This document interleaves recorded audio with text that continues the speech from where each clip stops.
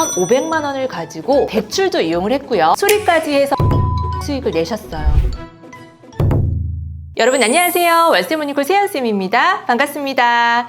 오늘은 여러분들 너무너무 좋아하시는 소액으로 아파트를 낙찰받아서 단기간에 매도해서 나의 투자금을 불릴 수 있는 이런 물건을 가지고 여러분들과 함께 공부하고자 합니다. 함께 보실 물건도 우리 사랑하는 소혜님께서 아주 소액을 가지고 낙찰을 받으셨어요. 그래서 대출도 이용을 했고요. 거기에다가 수리까지 해서 매도를 한 아주 좋은 케이스가 있어서 여러분들과 함께 공부하고자 합니다. 물건 먼저 보도록 할게요. 우리 사랑하는 소혜님들 오늘 이 물건을 보고 공부하시면 너무 용기 나실 것 같고요. 중간에 영상 끄지 마시고 끝까지 집중해서 봐주시기 바랄게요. 자, 보시면은요. 전북 익산시 어양동에 있는 물건이고요. 대지권은 10.5평, 건물 면적은 15.8평인데 자, 이거는 전용 면적이죠. 그래서 평형으로 보자면 22평형 되겠습니다. 감정 가격은 1억 500만 원이고요.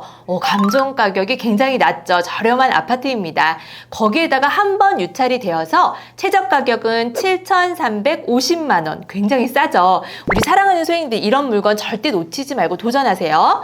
네, 사진 먼저 볼게요. 아파트 사진을 보니까 그냥 평범한 아파트이고요. 노후도가 좀 많이 느껴지죠. 네, 자 바로 요 집입니다. 복도식 아파트인데요. 굉장히 복도가 넓고 좀 뭔가 이렇게 들어가서 가야 되는 건가? 그리고 복도에도 창문이 너무 이 샤시가 너무 튼튼하게 잘 되어 있어요. 이런 부분은 굉장히 장점이죠. 대문도 엄청 크네요. 여기 공간도 되게 넓어 보여요. 주차장도 깨끗하고요. 아파트 관리 상태 굉장히 좋네요. 낙찰받은 물건은 여기인데요. 사이드죠. 자, 여러분들이 아파트 단기 매도를 할 때 이런 사이드 물건 많이 보실 거예요. 사이드라고 해서 매도가 안 되는 건 아니지만 사이드 라인에 있는 이런 호수들은요. 조금 형태가 다르게 되어 있는 경우들이 있어요. 이 물건 같은 경우에도요. 다른 라인과 다르게 이 사이드는 발코니가 하나가 더 있었어요. 이렇게 서비스 면적이 더 있었던 거죠.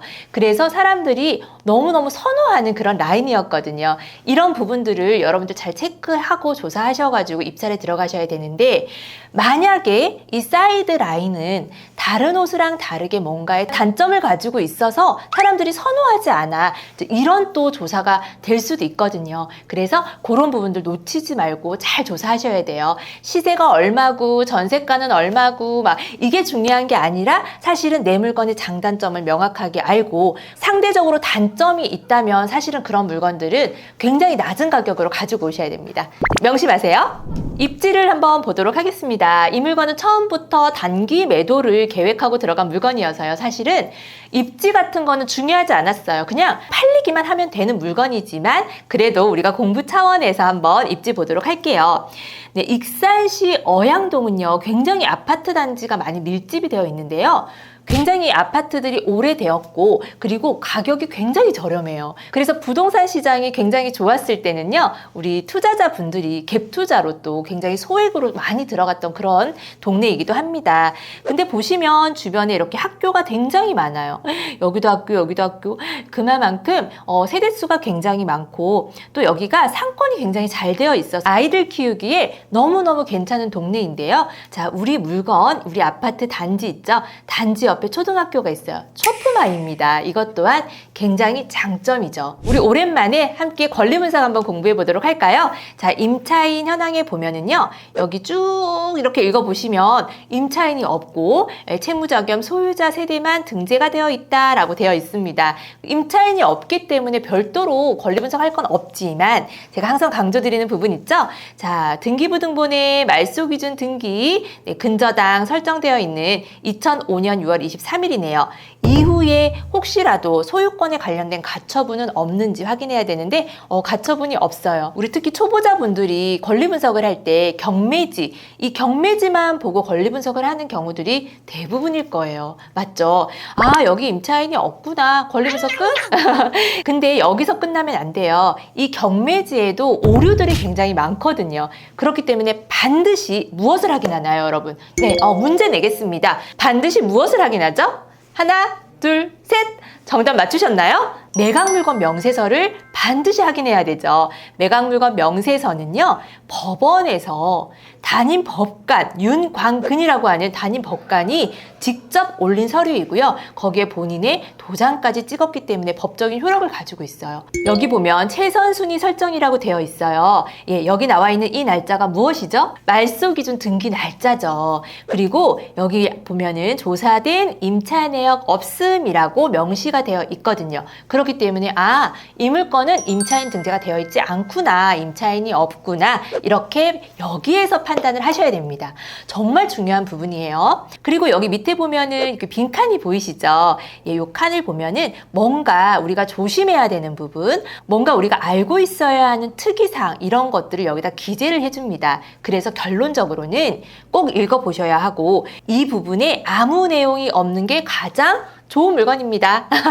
네, 그러면 다시. 자, 이 물건은 감정가 1억 500만 원, 한번 유찰되어서 7,350만 원, 굉장히 저렴한 물건인데요. 입찰자가요, 22명이나 들어왔어요. 자, 우리 초보자분들이 요즘 아파트 많이 입찰하시죠? 특히 이렇게 소액으로 할 수 있는, 우리 사랑하는 소액님들이 좋아하는 이런 물건들 많이 보시고 입찰하실 텐데, 와, 22명이나 들어왔어. 50명이나 들어왔어. 80명이나 들어왔어. 이러면서 자꾸 폐차를 하면서 또 자신감이 후두둑 떨어지세요. 그죠? 근데 저도요, 소액일 때 이런 물건들 들어갔을 때 폐차를 진짜 많이 했습니다, 여러분.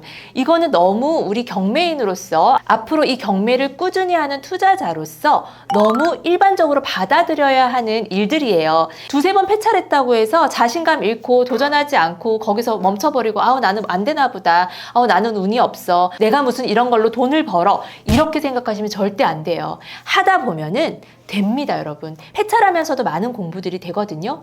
내가 조사를 잘했나? 뭔가 조금 어설펐던 부분이 있으면 그것 때문에 내가 폐차를 하진 않았나? 이런 부분들 여러분들이 많이 공부하실 수가 있어요. 그러니까 절대 포기하지 마시고 앞만 보고 꿋꿋이 가시는 거예요. 아시겠죠? 우리 낙찰자분은 8,805만 원으로 낙찰을 받으셨어요.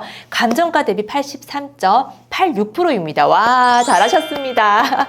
근데 차순위와 금액 차이가 한 16만 5천 원 정도밖에 나지 않아요. 너무 잘하셨죠? 과연 이렇게 해서 수익이 날까? 여러분 궁금하시죠? 제가 앞에서도 말씀을 드렸지만 수리까지 완벽하게 하고 매도를 했거든요. 자, 한번 살펴볼게요. 그리고 수리를 하고 매도하는 물건들에 대해서는 여러분들도 주의사항이 있으니까 제가 나중에 수익 계산하고 이 주의사항 꼭 알려드릴게요. 여러분, 감정가는 시세가 아닌 거 이제 너무 잘 알고 계시죠? 감정가를 시세로 보고 입찰 들어가시면 절대 안 됩니다. 반드시 정확한 시세 조사하고 들어가셔야 돼요. 우리 낙찰자분은요, 이 물건을 조사했을 때 시세를 1억으로 보고 입찰을 하셨어요. 그래서 입찰가를 8,805만 원으로 낙찰을 받으셨는데요.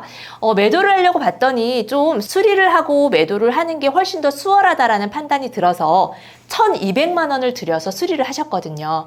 그래서 처음에 조사했던 시세의 1억이 아닌 1억 1,100만 원으로 매도를 했습니다. 네이버 부동산에 보니까는요, 8월 달에 이렇게 11층 1억 1,100만 원 보이시죠? 근데 수리 비용은 1억 2천만 원이 들었어요. 자, 제가 아까 앞에서 말씀드렸듯이 수리를 하고 매도하는 이런 물건들 조심해야 되는 게 뭐냐면, 예전에는 저희가 인테리어 비용을 한 7, 800만 원만 들이면 할 수가 있었거든요. 그렇게 700, 800만 원 정도 들여서 인테리어를 한 물건을 한 1,500만 원 정도 더 높이 팔았어요. 그래서 수익을 확 올렸는데, 요즘에는 인테리어 비용이 워낙 비싸다 보니까 인테리어 비용을 1,500만 원을 들이더라도요, 실제로 매도는 한 700만 원 정도밖에 높이 못 파는 거예요. 그러면 저희가 수익이 날 수가 없겠죠. 그래서 수리를 했을 때 이 비용은 얼마가 들어가고, 수리를 한 물건이 매도됐을 때는 수리가 안 된 물건과 얼마나 차이가 나는지를 반드시 조사를 같이 하셔야지 나중에 우리가 수리를 하고 매도를 하시더라도 반드시 수익이 나는 거예요. 이 부분 너무너무 중요합니다. 네, 오늘의 꿀팁입니다. 자, 그러면 1억 1,100만 원으로 매도를 했어요. 액면상 시세 차익이 2,295만 원입니다. 그런데 여기 취등록세하고 비용도 처리해야 되겠죠. 이게 다 2,295만 원이 내 돈이면 너무 좋겠지만 그렇지가 않죠. 취등록세는 1.1% 해서 96만 8,550원이고요. 여기에 법무사 수수료까지 해서 총 이전 비용을 150만 원 잡았습니다. 예, 저는 비용 처리를 좀 많이 하는 편인데 이건 이미 매도가 되었어요. 한 요 정도 들어갔다고 하시더라고요. 중개 수수료는 55만 5천 원이 들어갔고요. 이 인테리어 비용 1,200만 원 들어갔다고 말씀드렸죠. 예, 1,200만 원 들어가고요. 이분은 소액이셔서 대출을 받으셨어요. 투자금이 한 2,500만 원 정도밖에 되지 않아서 대출을 6,450만 원 정도를 받았어요. 그러면 한 달에 이자가 26만 3천 원 정도가 나갑니다. 그래서 넉 달 걸렸으니까 제가 이제 넉 달치 이자를 계산했더니 105만 2천 원입니다. 그래서 한번 계산을 해보면 액면상 시세 차익 2,295만 원에서 취등록세, 법무사 수수료, 이전 비용 150만 원을 빼고 중개 수수료 55만 5천 원을 빼고 수리비용 1,200만 원 빼고 그 다음 넉 달치 이자 105만 2천 원을 뺐더니 784만 3천 원이라고 하는 수익이 나와요.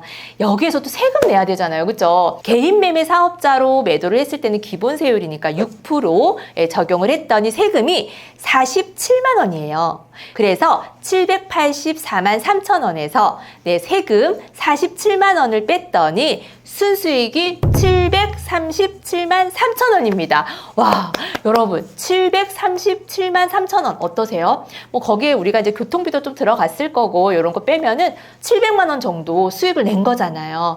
자, 투자금 2,500만 원을 가지고 700만 원 수익을 내셨어요.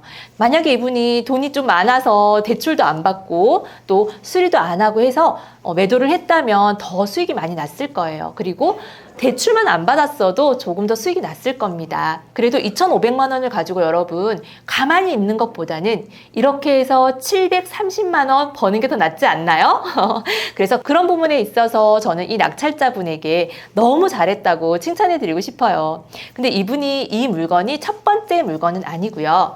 한번 서울 빌라를 낙찰받은 사례가 있었어요. 그때도 경매식 갭 투자로 해서 대항력 있는 임차인이 있는 물건으로 해서요. 그 보증금을 인수하고 아주 적은 금액으로 입찰을 한 사례가 있거든요. 예, 바로 이 영상인데요. 이 영상도 여러분들 꼭 보셨으면 좋겠어요. 자, 마무리도 너무 깔끔하게 잘 하셨어요. 그래서 지금 현재는 전세를 맞춰놓은 상태이고요. 오늘 소개드린 이 아파트는 두 번째 낙찰받은 물건입니다. 이거는 이제 바로 단기로 좀 매도를 해서 730만 원의 수익을 내신 거죠. 우리가 아주 소액을 가지고 정말 소액이잖아요. 이 소액으로 경매를 해서 수익을 내는 거기 때문에 여러 채를 한 번에 할 수는 없어요. 없지만 이렇게 하나 하고 또 하나 하고 이러면서 계속 투자금을 굴리는 거예요.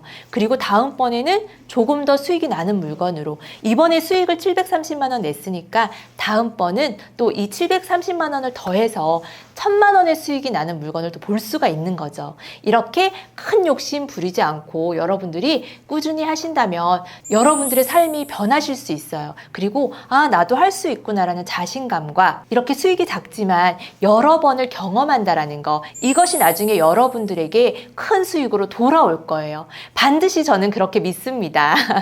여러분 2,500만 원을 가지고 대출까지 받고 수리까지 이렇게 해가지고 매도해서 7,300만 원 이런 수익을 낸 오늘 이 사례를 통해서 어떻게 좀 용기를 내셨나요? 네, 여러분 너무 겁내지 마시고요. 차근차근 도전하세요. 차근차근 공부하면서 큰 욕심 내지 말고 한 걸음 한 걸음 나아가신다면 분명히 여러분들 좋은 결과 있으리라고 이 세연쌤이 응원하겠습니다.